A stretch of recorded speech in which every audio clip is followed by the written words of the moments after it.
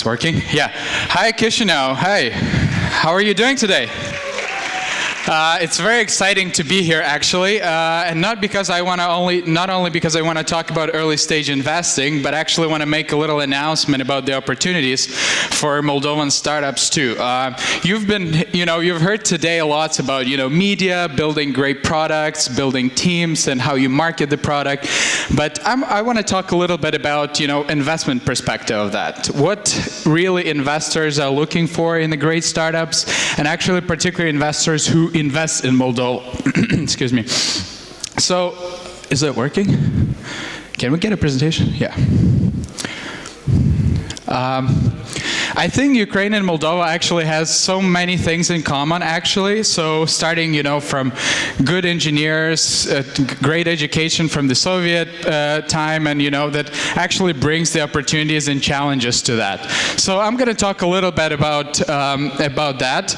I represent the fund called WNISEF Enterprise Fund. It's actually the first private equity fund in Ukraine and Moldova that was investing since 1994. And recently we launched the venture arm called U Ventures that invests actually in startups from Ukraine and Moldova, from 100,000 to 500,000. I'll tell more about it a bit later, but first I want to tell a bit about, what is early stage investing, and, what's the state of early stage investing in Ukraine and Moldova? What are the challenges? Are there any opportunities at all here? So, it's not a secret. It's growing pretty fast, not only in Ukraine and Moldova, but worldwide. The industry has tripled. Depending on the country, some industries, went from 0 to 1, and some of these trends are actually picking up in Ukraine and Moldova. There are two main big components of this, like global trends and local trends. So globally, why the VC industry is growing is, there is the cost component is very important. There is now cheaper to start a company, so people, from the hardware perspective and from software perspective, the conductors and speed of internet, everything became cheaper. There's obviously there are much more investment opportunities now for the startups, and that if you wanted to start a company, it was more expensive, but also there was no money, even if the cost was going down, but there was no money in that. The investors, there was this cycles for in 2001 when the bubble bursted in the US. The industry actually went down, but then there was a certain triggering point after 2007-8 when it actually started to picking up, and we saw some success on the world stage, and now we see it in the region too. And there are local actually factors that influence that. So these are actually strong engineers and strong IT outsourcing. Actually, for some, actually they would say it's a disadvantage to have strong outsourcing because people would not, go and start a company. They would feel comfortable working for a good salary, earning dollars or euros, and, not really wanted to start a company, feeling comfortable. But it's actually, if you look at some of the good examples of startups in Ukraine, probably in Moldova too, you see that many of them have really good technical background and they're building really strong products. So you gotta have it, and this culture is coming actually now that outsourcing is becoming less fashionable, at least in Ukraine. So people think about starting product companies. Exactly. So we are very strong in technical side of it, but not so strong in marketing and selling. Often there are feedback that I receive from also our American partners. They would say and come, hey, you guys have like really great, strong technical products, but you cannot sell it at all. Like you're bad in presentations, you don't know how to do good design and stuff like that. So this is something that actually we should really focus on now and kind of mix the teams of with strong technical backgrounds and bring the business to the plate. And really important is the last piece here, especially for Moldova and Ukraine particularly too. We have really small internal markets. If you want to build startup, it's not going to work. It's not going to be successful operating only in Ukraine and Moldova. You got to go global right away. And you look at the examples like Estonia or Israel. Successful examples are those who are targeting global markets. And this brings challenges and opportunities. Challenges is that you got to build global team. If you want to have global startup, you got to hire globally.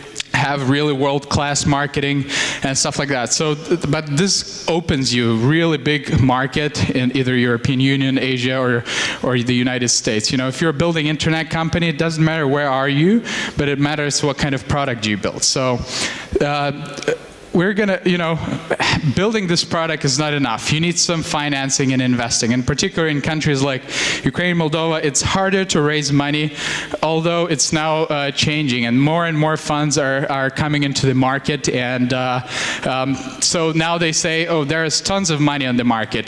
Bring me the good startup and we'll give you money. So this is the common kind of trend now in Ukraine. There are more investment money than startups, because investors also, like, some of them would, you know, sit and wait for the best startup. I wouldn't support that, so they should take risks, etc. But that's the recent trends there are. What do the investors look for in the startups, especially in the early stage? You know, there is a huge risk for the investor to enter the market, invest in the startup on the early stage. You don't know anything about, you know, the team, the market, the idea. So the biggest question they pose, you know, in front of themselves is there, what's more important, team or idea? Actually, let's check it out. What do you think more important? As everybody raise their hand for team. Okay, around 30%, 40%. And idea? Ooh, looks more for the idea, actually. So, I mean, as many questions, is both.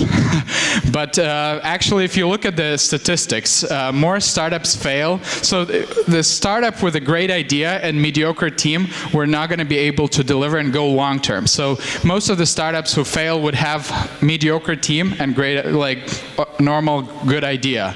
Ideas are everywhere. You know, it's hard to execute on the ideas, and it's very important to realize for the startups. You know, going long term, having determination, dedication, knowing what your startup is building, what's the vision do you have for your startup and product. It's super important, because not many can deliver on that, and that's why, like, 90–95% of startups fail, because there are many great ideas, but not everyone is willing to gather the team, build a product, and execute on the market. So market is obviously important. You know, we're building a startup in Moldova. Don't think about focusing on the internal market here. Even, you know, if you're building e-commerce or marketplace, the market here is small. I mean, you got to have an idea in mind how to expand your startup in, you know, a few years. So that's very important.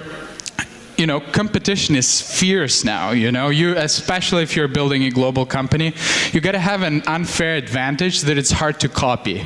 You know, if you're building hardware, it's 100 times more. It's harder 100 times than, you know, you're building a software. You got to have something unique that it's hard to copy. That's the advice investors give, or experts give to the hardware entrepreneurs, that hardware is easy to copy. You got to build something unique, insightful, that your hardware will bring to the market. So think in mind about your unfair advantage. Either it's your, you know, product, team, or your speed of implementation, etc. So my favorite is, it's easy. Build something people love and use. This is, I think, the simplest formula for success for your startup.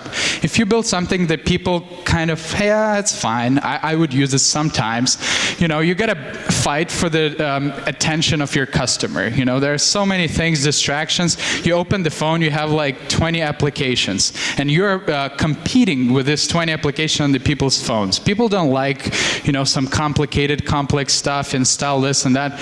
They like simplicity, and you're actually competing for people's attention, both in software and hardware. So think about how to build something that people love and use. And I'll talk about the mistakes about that. So I'm not talking to the customers, actually, and figuring out, and this was actually previously said too. So investors look obviously for growth, but not, you know, many of them would say, hey, show me the revenue growth, which is kind of easy to say. And but we also look for, you know, kind of just any type of growth, customers growth, that you can actually prove that you're building something people like. Because if you can't show your growth, if you don't show that you're progressing and moving forward, what's the point?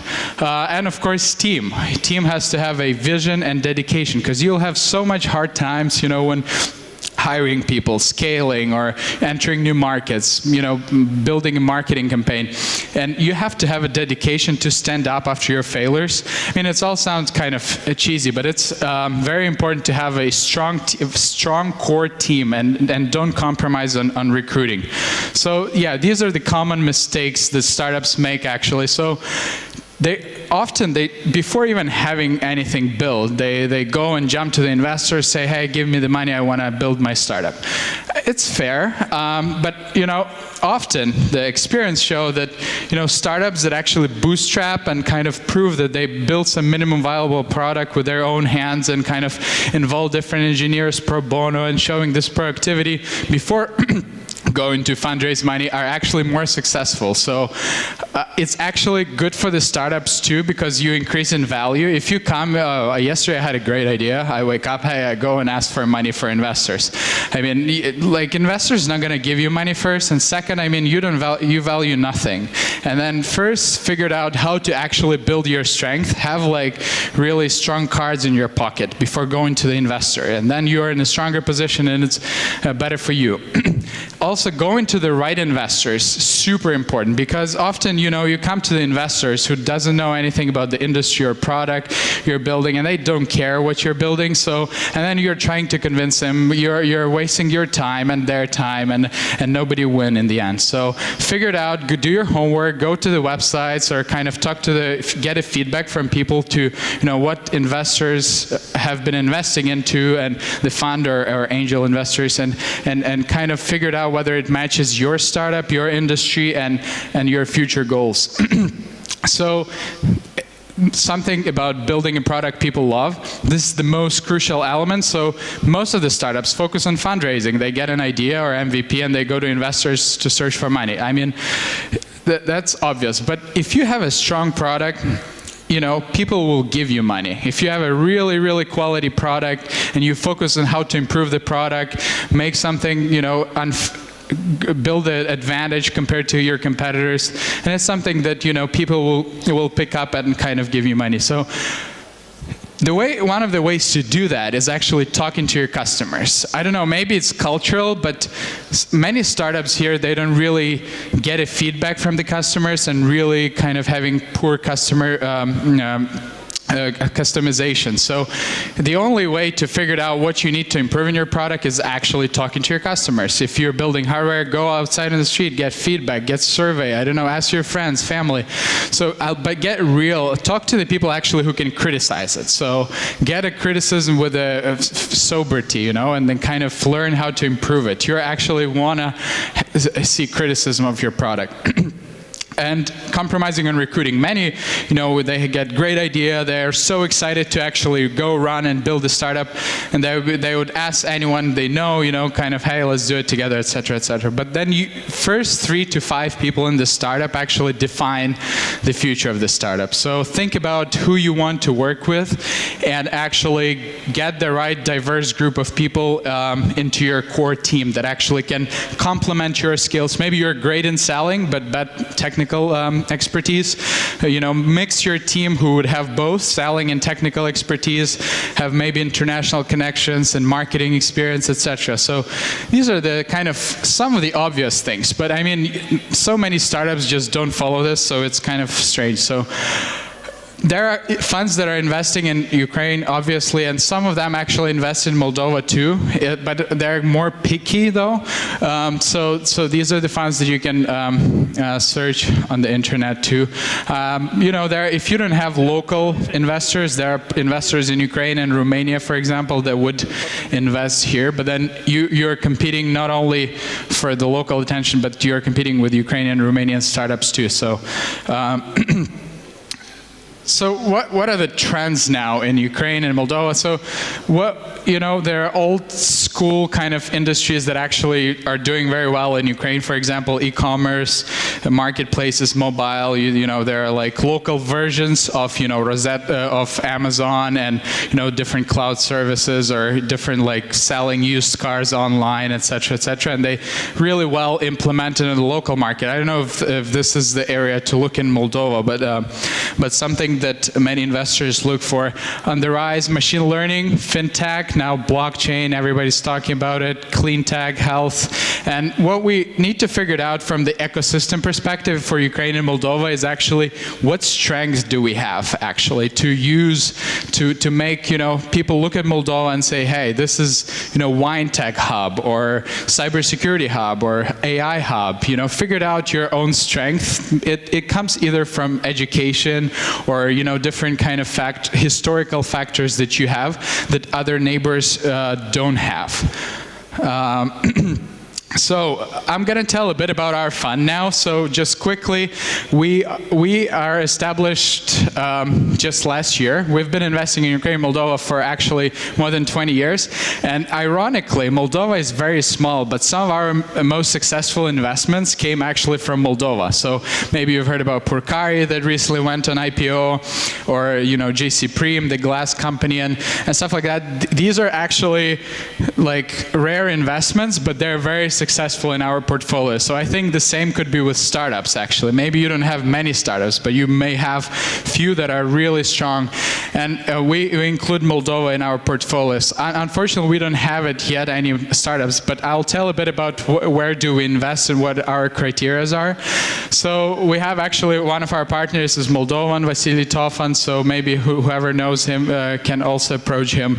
And what we look for, our minimal criteria, in addition to what I said before, is, you know, you got to be a startup from Ukraine or Moldova. I mean, meaning that founders are from Ukraine and Moldova, and you have a physical presence here. So either R&D office, not necessarily a headquarters. So, for example, some of the startups in our portfolio, they're located in the U.S. and they have R&D office in Ukraine. So I think this is something that Moldovan startups should also think about. If your market is in the US or Europe, or have a sales office there and have an R&D presence. As faster you actually move and establish the sales office abroad, as faster you're going to be moving your startup. So it's okay from our perspective. So these are you know, products with proven business model or track record. So you got to show this traction. One of the important thing is reputable co-investors. So we often co-invest. So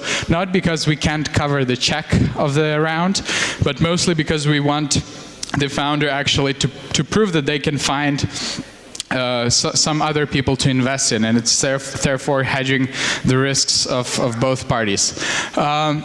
Some of our investments, you know, like examples are, maybe you've heard PetCube. It's a hardware startup. It's you can talk remotely to your pet. They're one of the leading actually app and hardware product in that category now. They actually, 3 guys from Ukraine.